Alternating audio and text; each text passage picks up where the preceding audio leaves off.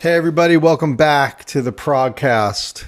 I'm Gregg Bendian, your host now for over 4 years of talking about music with music makers, aficionados, creators, and some of the most interesting musical minds. And today is such a case. And before we jump in, I always like to say, please like and subscribe to the ProgCast and hit us on Patreon. You can spend as little as $5 a month and you receive bonus content, which is a lightning round with our guests usually, and as well as all sorts of bonus stuff that I've been putting up, my music demos and a lot of interesting ability to have a discussion with me about this kind of stuff. And we do have that every month. We have a weekly Patreon hang for members. So think about that. But jumping in today, I'm so pleased to have a guest that I've been a long time admirer of, and I can easily say has been an inspiration to this program over the years. As someone who's covered this progressive music world for over 30 years, and he is the host of Innerviews, which is the longest running internet music magazine. And my guest is Anil Prasad. Hi, Anil. Hello, thanks for having me. I've got most of your discography as well, so I really appreciate you having me on this. A long-time listener. Oh, that's so nice. I think a year ago, Tim Motzer and I put out The Eternal, which is our first duet record, and now we have a second one that we've just finished and we're mixing.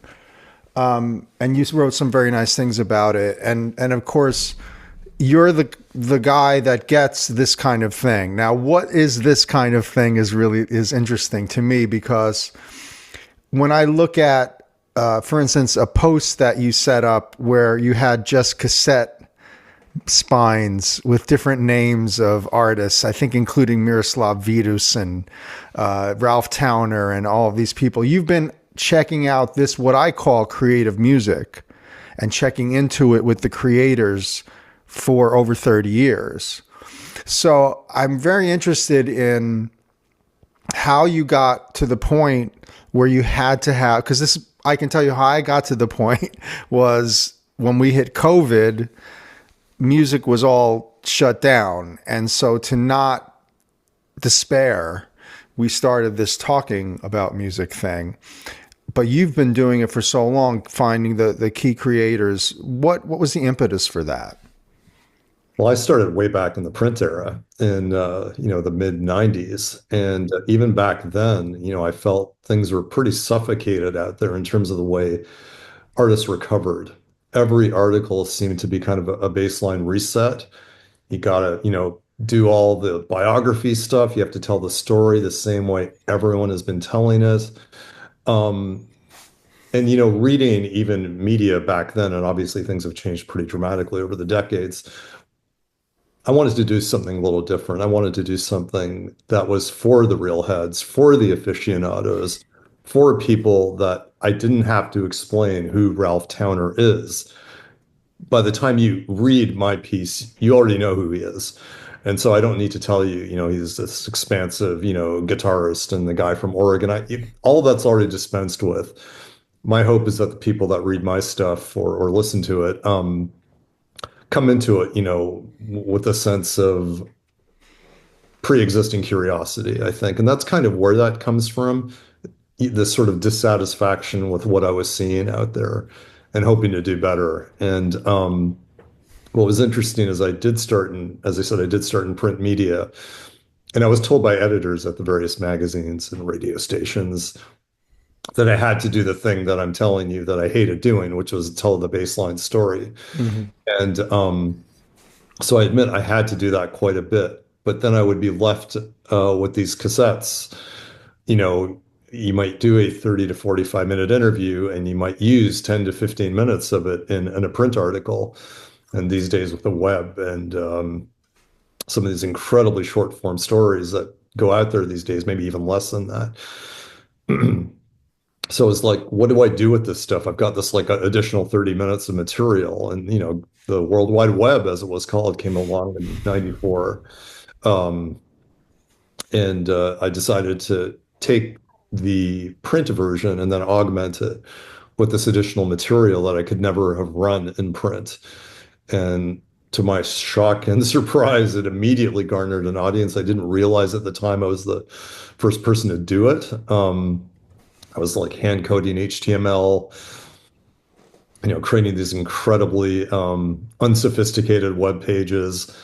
But as it turns out, people were interested in and were very much looking for that level, and it sort of organically built up an audience very quickly.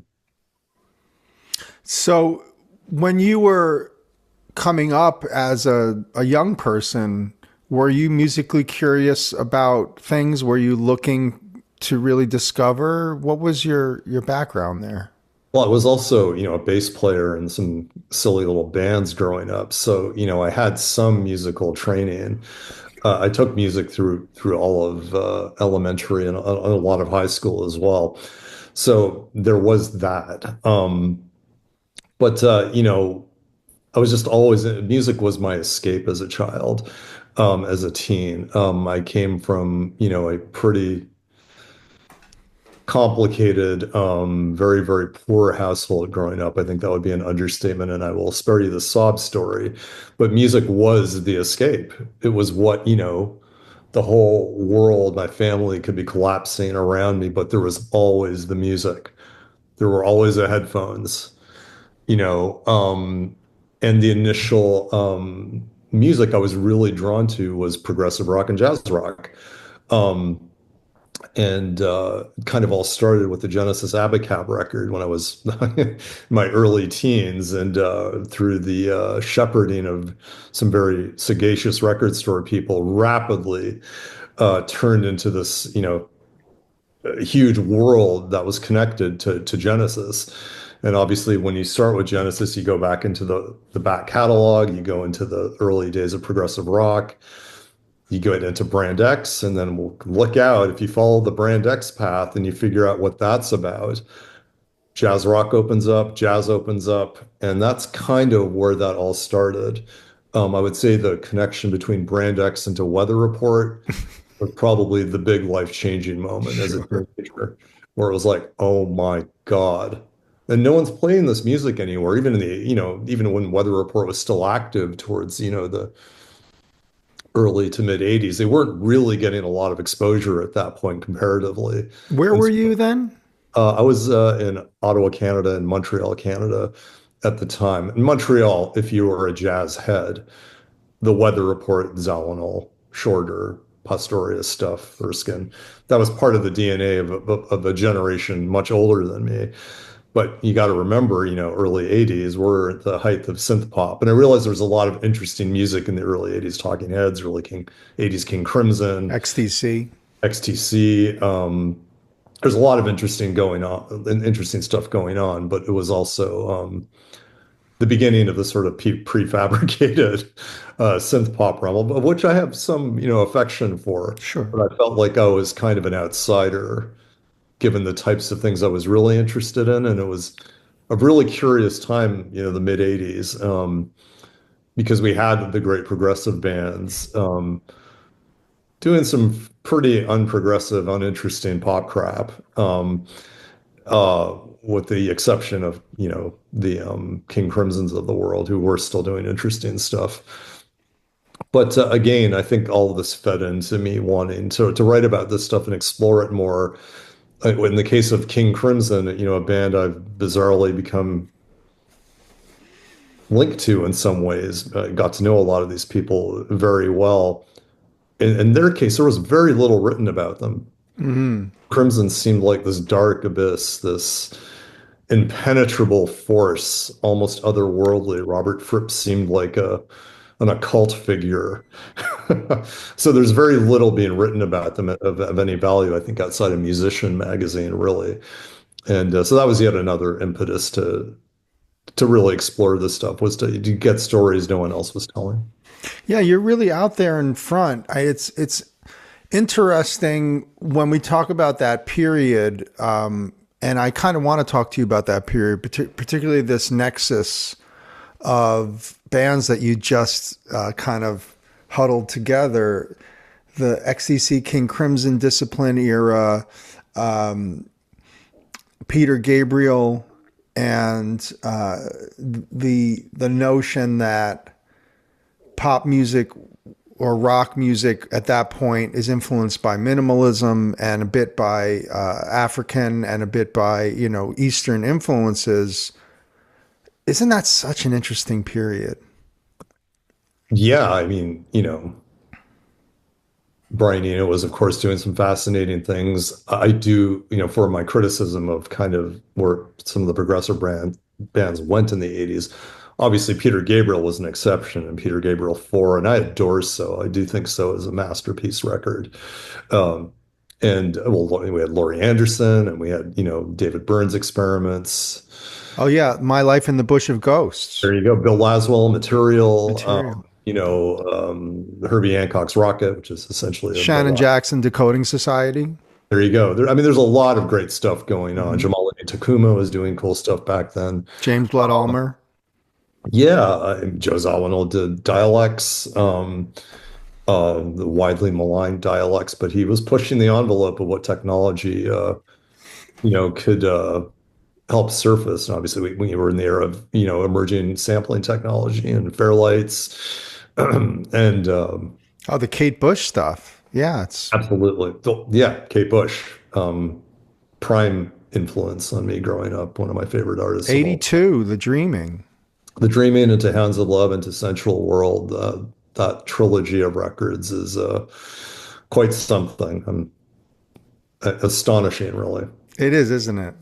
Yeah. I'm thrilled that I get to expose college students to her work every semester and the looks on their faces. It's just quite something. Yeah, I hope I understand there is a record coming. We're going to get one more record out of her. So is that right? Yeah. Are you a fan of the things that are like Ariel or the 50 Words for Snow and that kind I of loved cake? Ariel. Absolutely. Ariel was, I think, a wonderful record in two parts. The three records I mentioned earlier, those are the records. But I also liked 50 Words for Snow a lot. I did, you know, I flew out to London to see 4 of those shows, and they were very Ariel heavy. How many shows did you see? We're talking about the Hammersmith?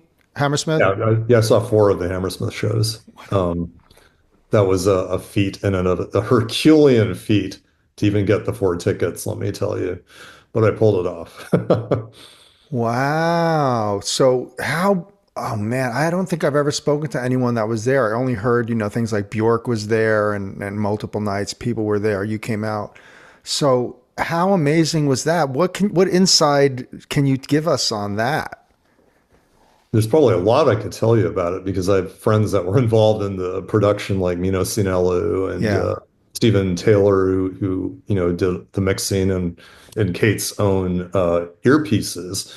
I mean, they were extraordinary shows. I couldn't even believe they were happening as they were happening. The first show, I got the ticket the same day I arrived. I arrived in London. I wasn't even planning to see that night's show because it was sold out. And I just checked Ticketmaster for the hell of it. And there was this one lone ticket sitting there. And I'm like, you have to be kidding. And I clicked it. I got it. It's kind of a funny story. I show up at my hotel, which is a 5-minute walk from the Hammersmith. I'm waiting to check in. I'm like, this guy in front of me is taking so long to check in.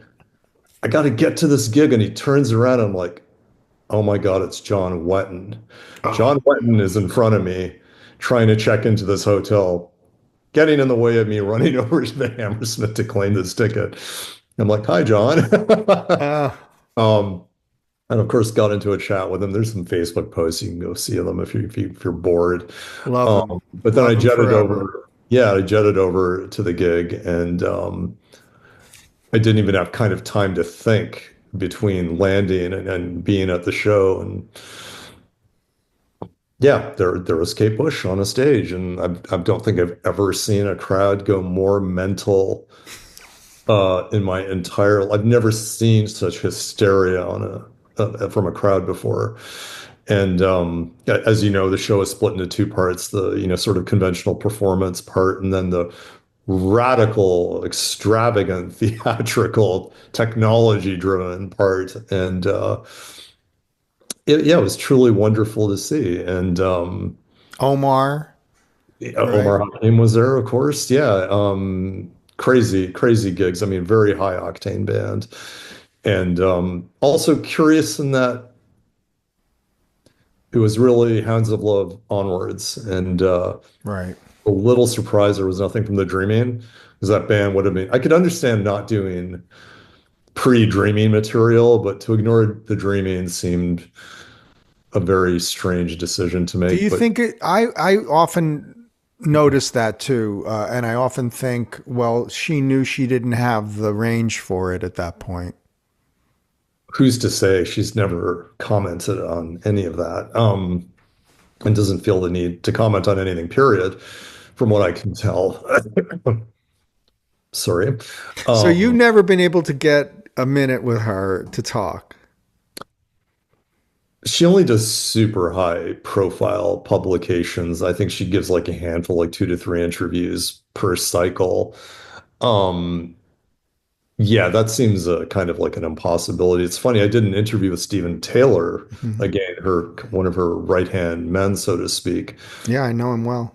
And yeah, what was really funny about that was he spoke extensively about the residency at Hammersmith. He's like, I'm not sure I can say everything I've said. So he kicks over the file to Kate. And so I get this Word document back with Kate Bush red lines. That's about the closest I've come is to get Microsoft Word edits from Kate in an interview. But yeah, I don't think really anyone gets to talk to her much. And the truth is, the interviews she gives are, dare I say it, so guarded, so she's so afraid to kind of reveal even a semblance of her inner workings. And I understand she's stalked, she's treated like crap by the British media. She's like an A-list celebrity there. So she's kind of inherently suspicious of everything and everyone. And I kind of get that if you have people like following you to your house or stalking your kid or that, or, forensically analyzing every romantic relationship you've ever had in your life. That's got to be a weird place to be. So even if there are people like you or me that just want to only talk about music, I think her sort of sense is that she's got to beware of everybody because they're going to go places that she doesn't want to go. That's fair. And certainly you and I can relate to the different dynamics that occur when you approach different artists who have different ways of processing what their work is, what it means to people, what they're willing to open up about, and what they're not. And I just think that you probably agree with me that we accept that these are the rules of the road. Yeah, I mean, but look at the media landscape we live in. They're not the rules of the road for the average Right. writer or journalist or broadcast person anymore. It's all about salacious detail. It's all about surfacing the most shocking, outlandish fact. It's all about getting the lamest, stupidest, most clickbait headline imaginable. So we do live in a challenging world, but thankfully we have things like the podcast, and there's quite a few people out there trying to do the right thing and focus on the music and creativity. And I after doing this for so long, I've also realized there's people you're just never going to talk to, and just stop even trying because there's so many people that do want to talk. So let's not worry about it. Um, that's kind of where I landed. Yes. I always had it in my head. I need to interview Brian Eno, Peter Gabriel, and Kate Bush. In the 90s, I was like determined. I tried so hard to land a Peter Gabriel interview, and to the point of getting to know his personal assistant. I basically know or have known 2/3 of his band members personally for a long time, and even they don't know how to make stuff happen. And they don't even know how to, I mean, I don't want to get too detailed here, but they have their own communications. Hmm. intricacies, let's put it that way, when it comes to dealing with the Peter Gabriel camp. And I'm like, wow, if you're dealing with that as a member of the band, good luck to people like you and me that want to have an interview. Um, but yeah, so as I said, I think one of the beauties of what you and I do is, there's still this huge expanse of incredible people that do want to talk about themselves and tell the world about what they do. I have so many areas to discuss with you because I think we share so many common interests. And I would like to throw this your way, which is something that I've asked Lenny White more than once. And maybe you know where I'm going with this, but is Romantic Warrior a jazz rock album or a prog album? Wow. Here's a question. I first related, that was my first RTF record, and I related it to it as a progressive rock aficionado first, because that's when it was, '76. that's when I found it. I was Yeah. listening, that was one of the gateway albums. Yeah, I mean, it's full of quasi-symphonic, mini orchestral elements and suites, and Chick Corea's writing is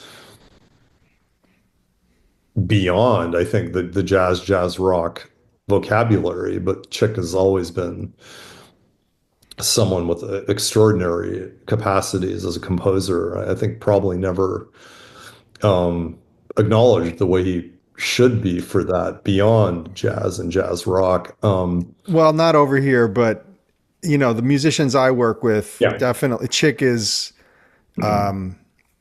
the pantheon. He's in the pantheon. Yeah, I'm sure I own 90% of the records he's made, and that's Yeah. a lot of A records. lot. Yeah. Um, but yeah, I think it almost is more of a prog rock record than a jazz rock record, but there's so many intersections between prog and jazz rock anyway. I mean, if you think about the era, of course, I mean, the phraseology, the terminology, prog rock and jazz rock could almost be interchangeable to a degree.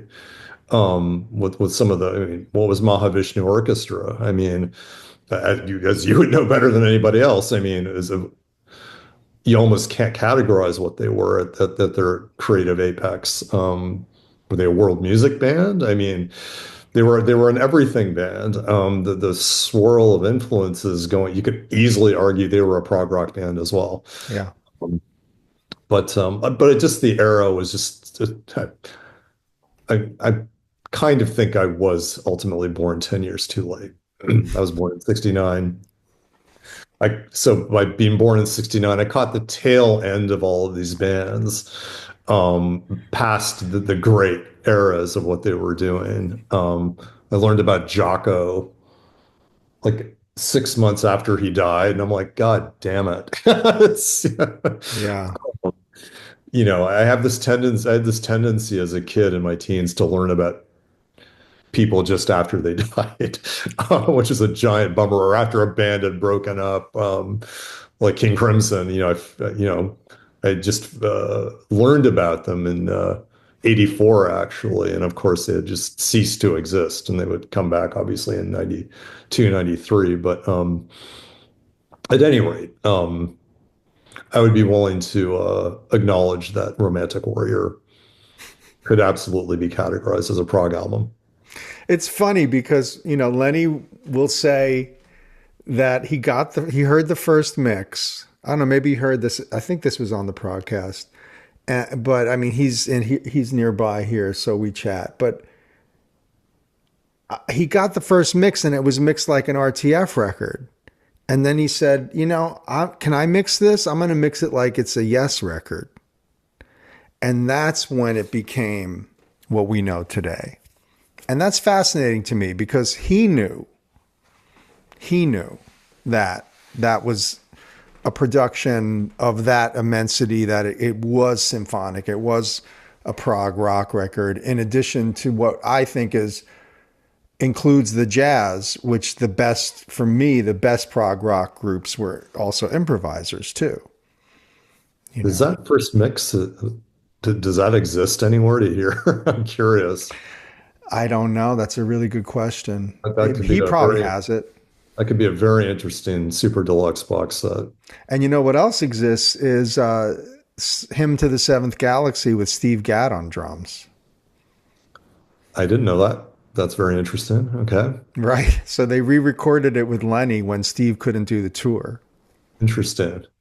but that exists. And there's live, Just for that reason, just for the tour, that's usually well, not a because he reason. wasn't going to be a touring member and they wanted a guy who was going to be the touring drummer for the rest of the existence. And Lenny was the guy. Yeah, But there's bootlegs of the band with Steve Gadd on drums. I've never heard those. Yeah, they're great, of course. Chicken Steve. Yeah, I live in the Bay Area here, so we get to see Steve all the time. At Yoshi, a club called Yoshi's over here. We Of get him course. all the time. You're spoiled. He's about to tour with Paul Simon, I think, in a few weeks as well. Yeah, he's the man. And, condolences. He just lost his son. Yeah, extremely sad. Very sad. But I worshiped him from the minute, and I remember I saw the quartets with Brecker and Eddie Gomez, Chick's tour of that. And I can't believe I saw that. But having seen Chick with Gadd and then with Vinny and different guys that, he's always had these unbelievable rhythmic relationships with the drummers. Yeah.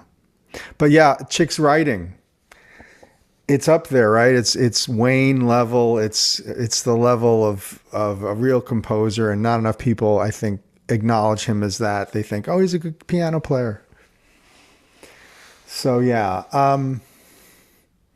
What was your takeaway from this recent outing that you've had where you were sitting down with Bill Bruford and he's kind of coming back to, I don't know, have a look at what was going on in his world throughout music. And I'm sure you had a limited amount of time, a limited number of areas you could go into. Can you tell me about that? Was it a different area you can go to every night? Because it was a tour, right? Yeah, I mean, there's what was on stage, and then there's, sitting in a car with Bill for 6 hours, or sitting in a hotel lobby with Bill for 3 hours waiting for someone. Um, yeah, it was a mind-blowing thing to be in the company of one of my true childhood heroes during that experience. Bill wanted to be pretty scripted on stage, to be honest with you. There was a series of questions he wanted approached and that we would basically deal with every night. And I don't think he had been on a stage for quite a long time, actually. So he was between you and me and everyone listening to this, he was a little bit of a bundle of nerves during those events, and I was as well, especially the first night. Fair enough. Talk about being thrown to the wolves. The first night was Sony Hall in New York City.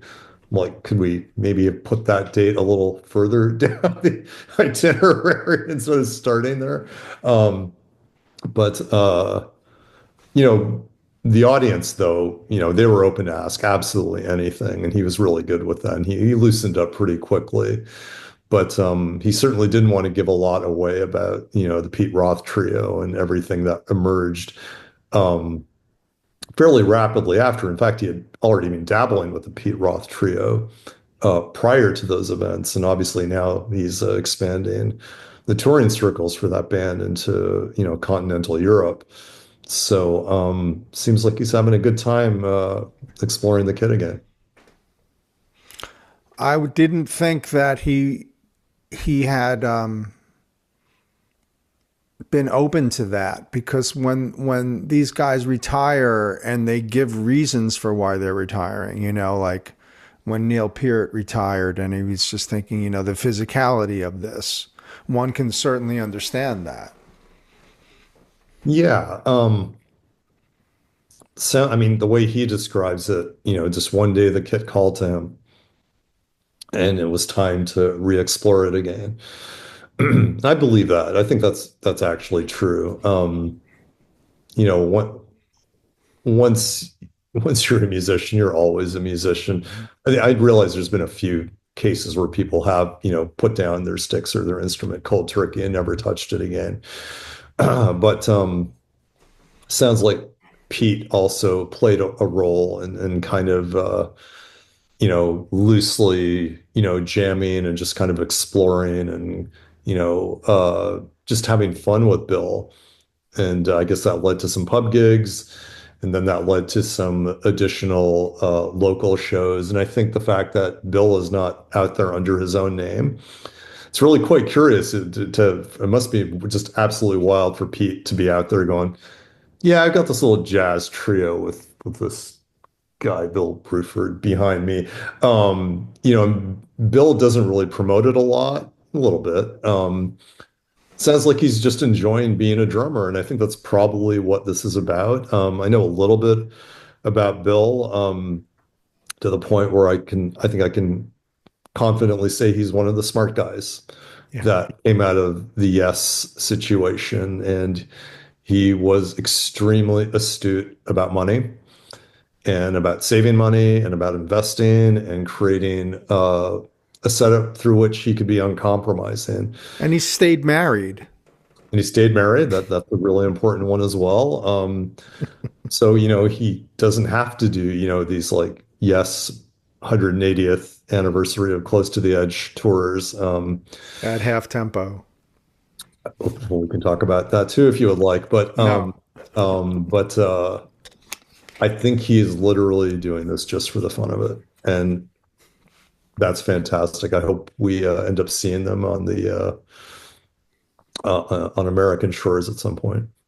And it's, you see this too with Neil Young, and talking to Rick Rubin recently, of just saying, look, I'm going to sell my catalog. I don't need the money. And so I have money to decide when I want to tour. And if I don't want to tour, I don't tour. Right. Actually, I think Yes did sell their catalog. That's right. Although Bill's only on the first, well, he's on the two most consequential records, but yeah. Well, okay, so I'm going to be a little bit controversial here then and say this to you.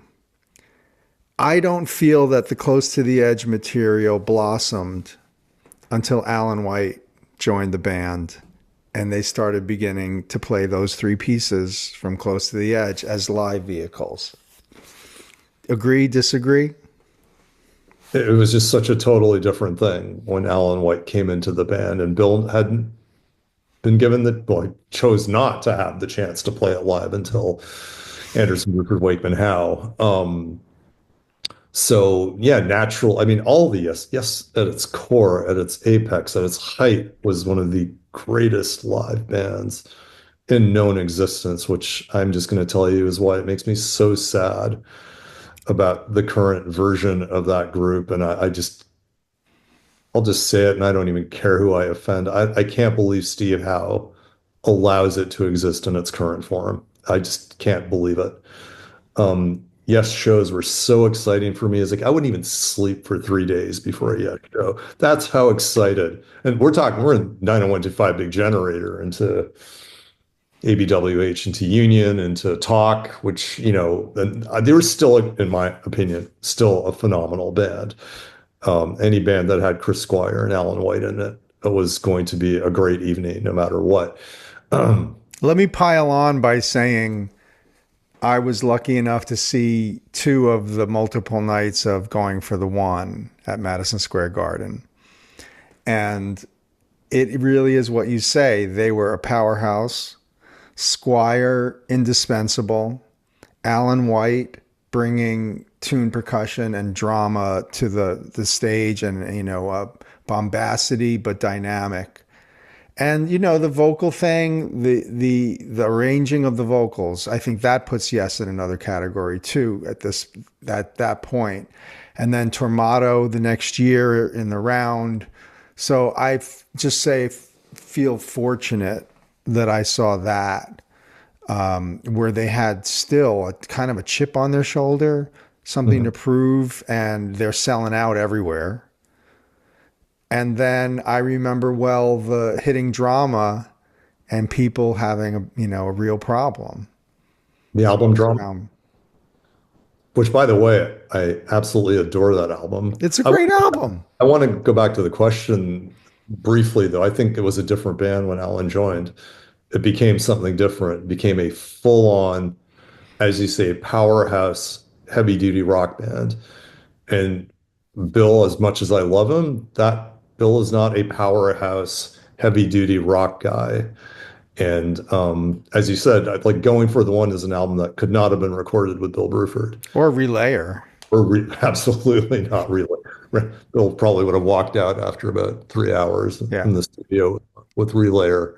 Um, as we all know, a rather fraught record to make. So I love both. I love the record Close to the Edge. I do think it's the apex of that band, but I also love the recordings of the live shows I heard. And then just seeing the band play that material, even in the 80s and 90s, as I got to see, was still incredible. And then when we had Bill with Anderson, Bruford, Wakeman, Howe, that was like a whole different version of Close to the Edge with electronic drumming. And I'll say something controversial. I'm probably one of the only people that thought the electronic drumming and the Simmons stuff was extremely cool. I just came back from Spain. It's of its era, it's of its time. You contextualize it within that, and it's really interesting. There's a band in Spain called Pegasus. I was just, as I said, just traveling over there. An amazing jazz rock fusion group. Have you heard of them? I have not. No one's ever heard of them. And a friend of mine named Isabel turned me on to them. They have a particular live album called Live at Montreux. This is some of the most advanced jazz rock you will ever hear. Some wonderful compositions. It's all on all the DSPs. The CDs and LPs are extremely hard to find, but you can hear them online. But the Montreux show that was captured from 83, 84 is all Simmons based. There are a lot of Simmons thud, sort of drumming sounds, but still extremely cool, extremely fun. But anyway, yeah, so we had Bill do his own radical reimagination of Close to the Edge on that 1989, 1990 tour, which I thought was just as interesting to me. Well, and then there's Union. Yeah, we don't need to waste our time on that, do we? But, yeah, I mean, the tour was interesting, and but the whole thing was an utter ridiculous compromise on every front. The tangled web of Yes World. Mm-hmm. And we'll leave it at that. I'll talk about Union if you want to talk about it. But I've talked to all of those band members extensively about the era, so it's really, the Laurel and Hardy, yes, period. Although one could say everything from Union onwards has been the Laurel and Hardy, yes, period. But well, how do you feel about John Anderson performing the material with the Band Geeks? I've yet to see this group, and they're going to be here in, I think, 2 weeks. I'm seeing them, 2 or 3 weeks. Can't wait. John at age 82 still sounds alarmingly together as a singer. The band, I'm just going to say it, are playing the material better than the actual band called Yes. I accept these things for what they are in 2025. This is a trip down nostalgia lane, and that's okay. I mean, I'm certainly in the age category where I don't just listen to old stuff. So thankfully, I'm not one of these people that, comes home and puts on Tales from Topographic Oceans every night. So I'm good with the occasional deep dive into nostalgia. And I would love to hear this music played capably, because frankly, sorry, Steve, it hasn't been played capably since probably 2004, my friend. This is the thing that, of course, bolsters my argument for things like the Mahavishnu Project and the musical box, so that you have a commitment to this is the level of execution. Otherwise, why bother? And I really feel strongly that if you play the material plays itself, and the material it communicates just fine. And I've never had the original member syndrome, even though it's thrown in my face. Okay, well, we had Jan Hammer, and the Musical Box had Phil Collins and Hackett, and there's support. Certainly, we have the support from John McLaughlin and Narda. I was going to say John's endorsement of what you do, I believe, says it all, really. Jan and Narda. I mean, I'm good, but it is interesting that I also keep a standard of what the material is going to be, out of respect for the material. Yeah.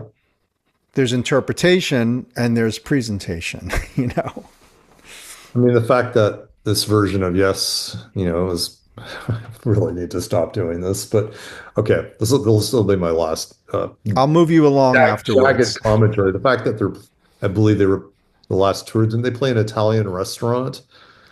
And I think a tour or two before they were playing SeaWorlds, and it's kind of like, oh, gentlemen, I believe people are voting with their wallets here. When you're, part of a prefix pasta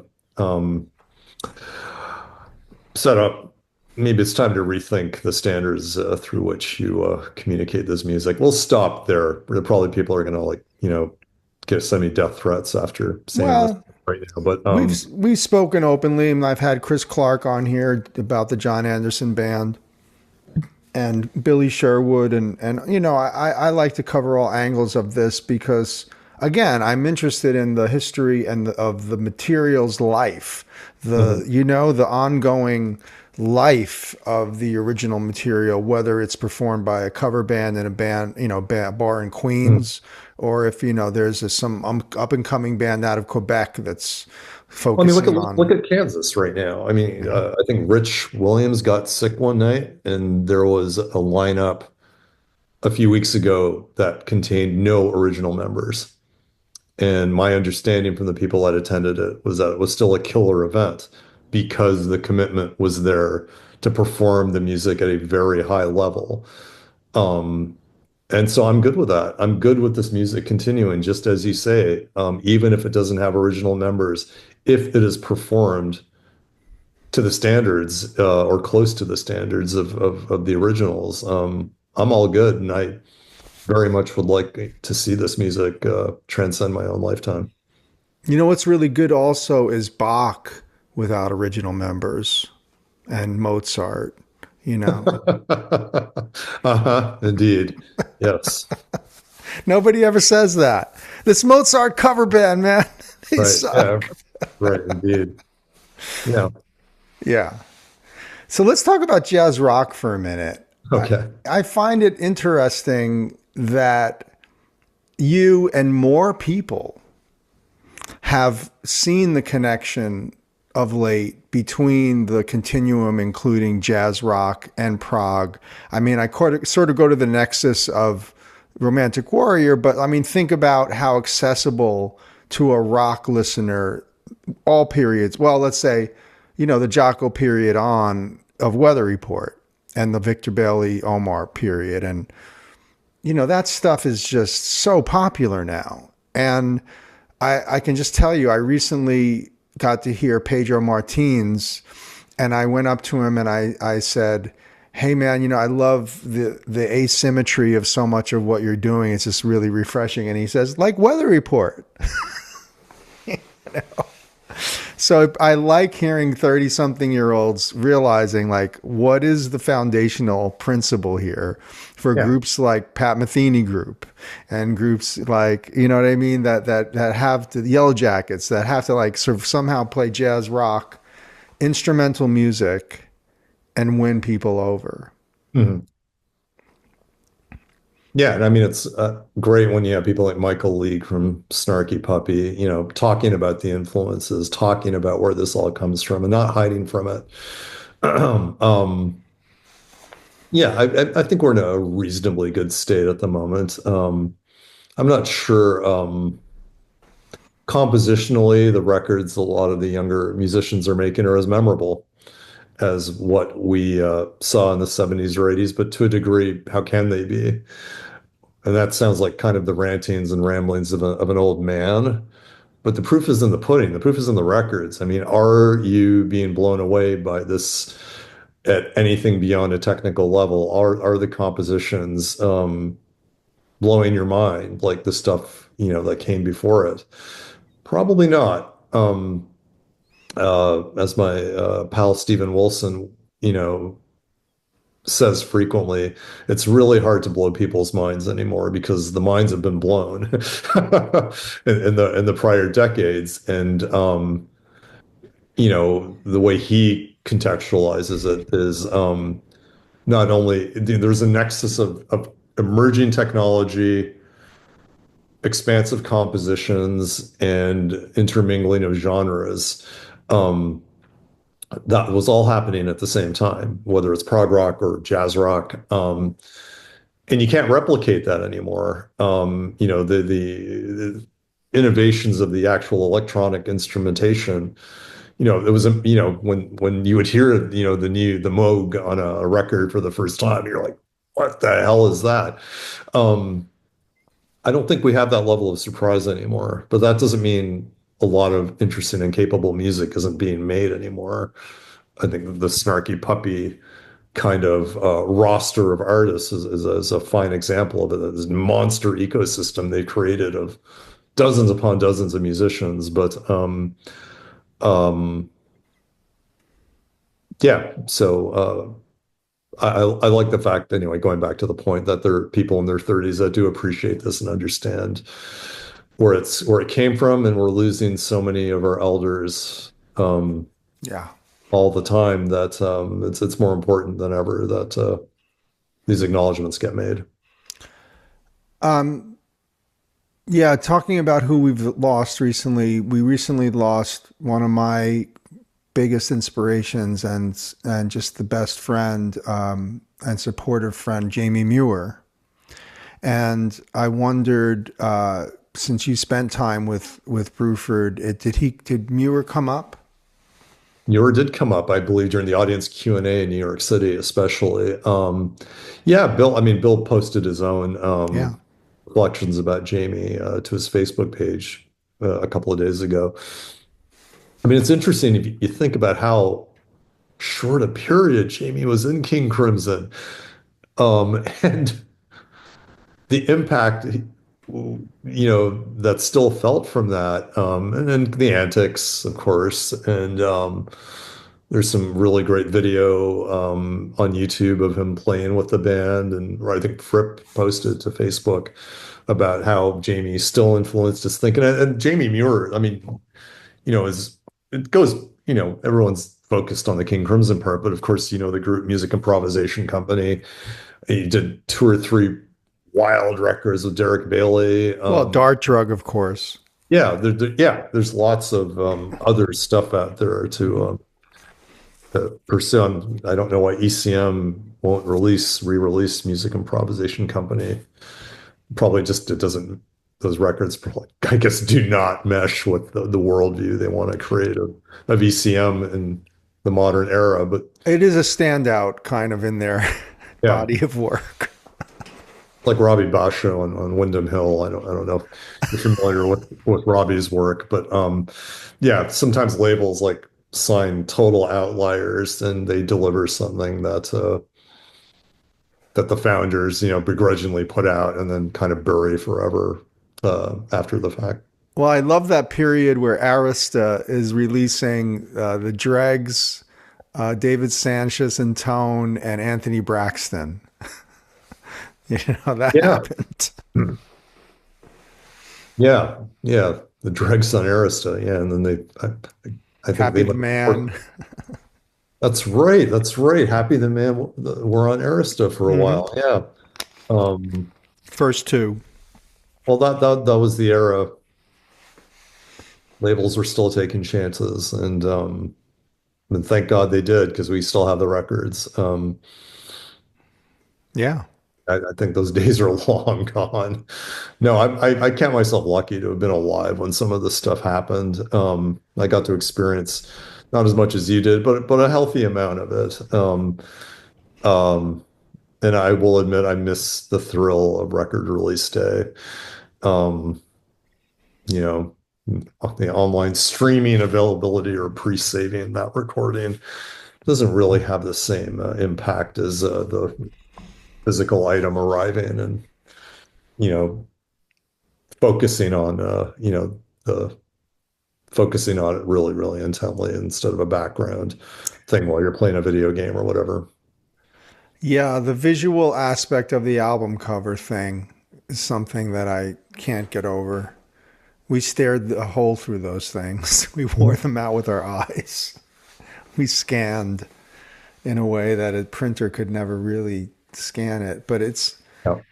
it is something to miss. But then again, now there's videos, and now there's the ability to present your visual world in another platform, Mhm. and I like that as well. And even a lot of artists still do physical media, but and then sometimes a physical version comes out 3 months after the streaming date. So, the impact is a different one. But yeah, of course, there's lots of ways to present oneself, and You I know, understand everything has to evolve. My 17-year-old has no relationship with physical media whatsoever. So I see a lot of the world through his eyes on that front too.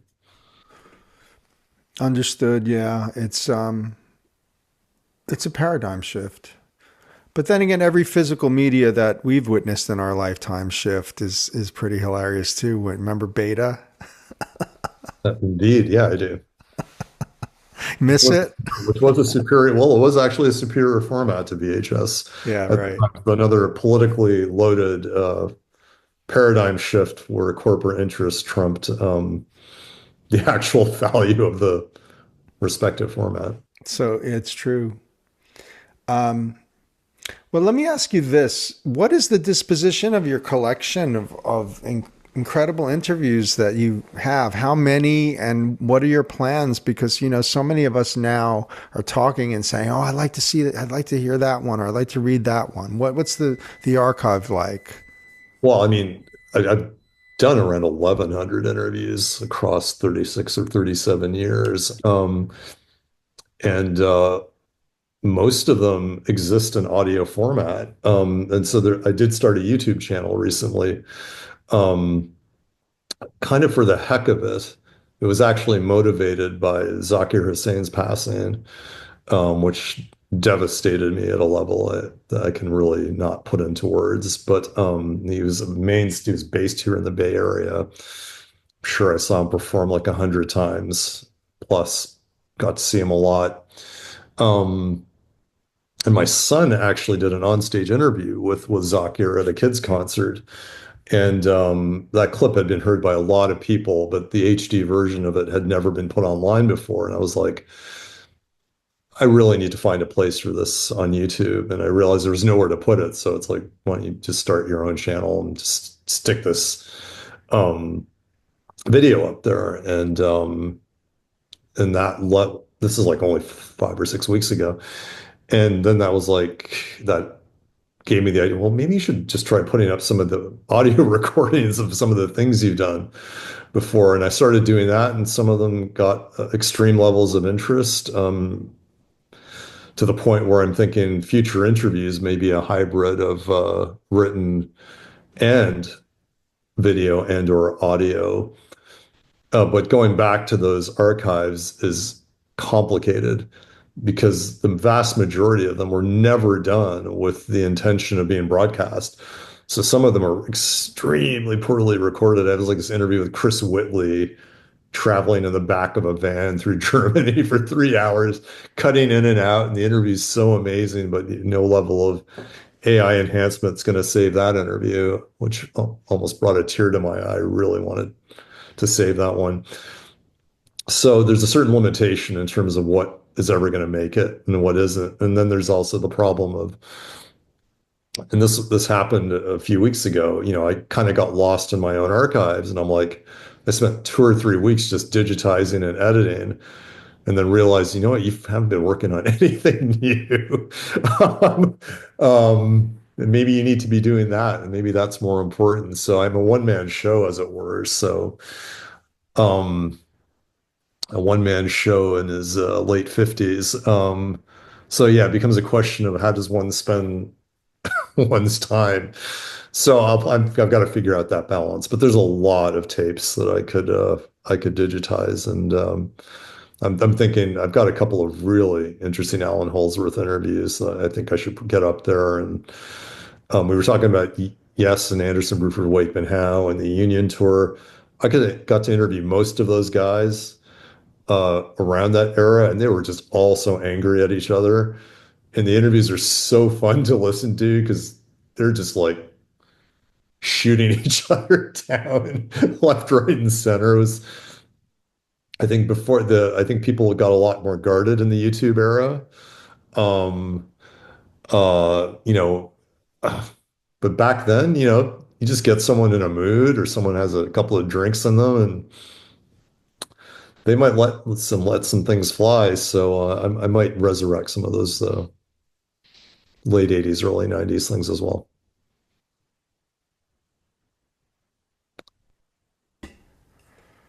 Well, there's certainly so many of those that I would love to read here.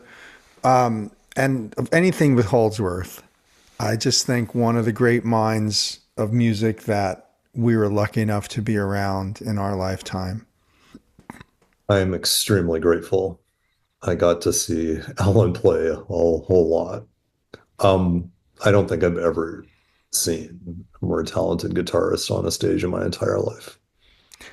Has there been one?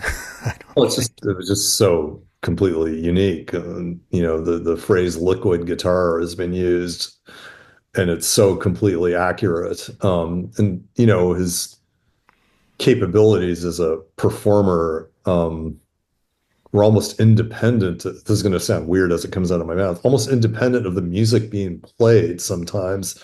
Sometimes the music might not even be that interesting, but the guitar soloing was so mind-boggling that it didn't even matter what else was going on. You just be like, how is this even humanly possible?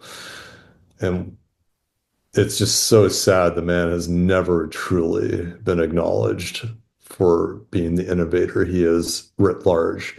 People like you and me know who he was. Um, do young kids know who Allan Holdsworth was? I don't know. I don't know if his name is being put out there or publicized. And I realize there's this, perpetual reissue campaign, the CDs, the DVDs, and the SACDs that are coming out in Japan, but which I collect, religiously. But are people in their 20s or 30s listening to Allan Holdsworth? I don't know. I don't have an answer to that. Who are they listening to, Anil? Well, I'm not a 20 or 30-year-old, so I'm not really sure. But I mean, I think the snarky puppy family absolutely has permeated their consciousness. Jacob Collier has um, the Jazz is Dead stable of artists that Adrian Young is running. I was at an Alice Coltrane tribute concert last night, and the show was 70 to 80% people in their 20s and early 30s. Um, so there seems to be kind of this social component and social media component Well, that's how about Lewis Cole and Knower? there. Okay, well, that's a fine example. Uh, or Kneebody, maybe that's another band that is maybe Thundercat. Thundercat, Mono Neon, Hmm. uh, Skerrick and his many collective projects. The Critters Buggin' guys seem to have a very young following, despite them I think they're in my age category actually, but their audience, Mike Dillon and Skerrick and Chamberlain and um, yeah, hope is not lost here. There is. I see. What's interesting is I don't think the kids that even follow these bands even call it jazz or jazz rock or jazz fusion. It's kind of like a jam rock thing. It's, I was seeing like kids boogieing to, you know, 70s Alice Coltrane last night. I'm like, it's like you're not even treating this as what I think it is, which is transcendental, meditative, seeking, expansive music for the soul to be appreciated very quietly. You're seeing this as like party time. And I'm like, what an odd and interesting way to look at this music. We'll take it. I mean, We'll take it. for Yes. me too, as well. My son has really, and some of my students have led me into this world of progressive metal bands, Mhm. and Animals as Leaders and Oh, Meshuggah, and I'm very happy that that exists. I mean, yeah. Meshuggah obviously is an institution, but Yeah. they've influenced so many people. And you're talking about Frederick Thorndahl, who's probably the number one heir to the Holdsworth fortune, who put in the most effort to reset it and recontextualize it and still aspire to that level of fluidity and unpredictability. So Those are I mean, for me, I kind of like the idea that Hiatus Coyote and some of these bands are just being themselves. yeah. Recently found out about Atlanta Space Quartet. They're incredible, and brand new. So yeah, I'm one of those guys too that just doesn't listen to old music, and I'm happy to find that out about you. What are you up to these days before we jump off? What's keeping you occupied? In terms of, current Your interview, work, yeah, your interests, your writings, your interviews. some interesting things coming up. Got Stephen Wilson tomorrow about his record, The Overview. Bob Neiswanger, who was the bass player in a group called the Bears with Adrian Belew, but Yeah. he had an amazing own career. Do you know Daniel Schell and the group Koss from Belgium? Ah, okay. Koss was one of the great progressive rock bands of the 70s, but they really didn't permeate much past certain parts of Europe. You should go check them out. COS, Koss. There's been a pretty significant reissue campaign around their work by the Finders Keepers label. Hmm. I guarantee you would dig them. He's a Daniel Schell, who is the leader of that band, is a phenomenal stick player and composer, and also very heavily involved in Indian music. So those are kind of the next three things coming up. I'm I'm always sorry, happy to I'm about to learn. talk to Pact as well.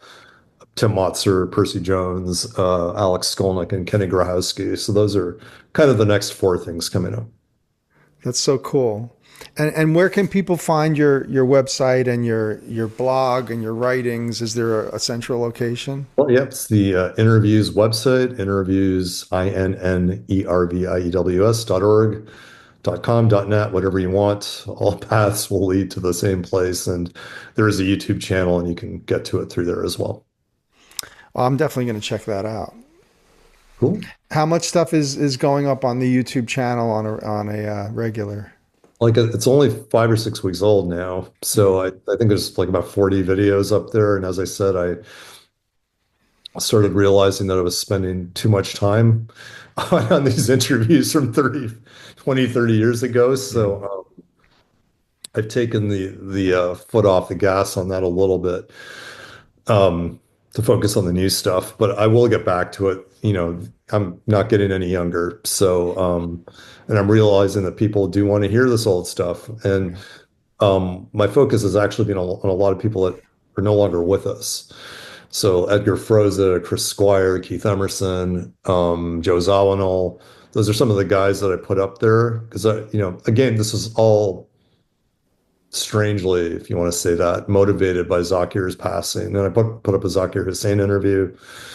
Um, I will get Allan Holdsworth up there soon. But yeah, I realize, these are important people, and maybe there aren't, there's like a lot of people doing interviews, long form interviews now, especially on YouTube.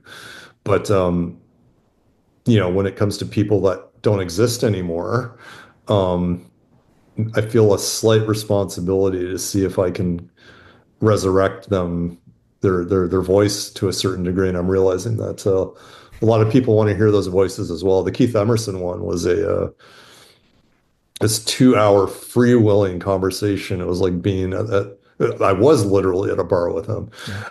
And that's what you get to hear. And as much as I love the written version of it, I'm realizing the cadence of him talking and joking and taking pot shots at Lake and Palmer. That's all really, it's very different when you hear them doing it themselves. So you'll be seeing a lot more of that this year. I really appreciate your work, and it's funny that the thing that pushed me to start these oral history interviews 15 years ago at Yale Oral History was Paul Motion passing. Really? Yeah. And I thought, I've been talking to this guy for years Yeah. and I never recorded it. And now he's gone. Yeah. What am I going to do to make up for that? You know?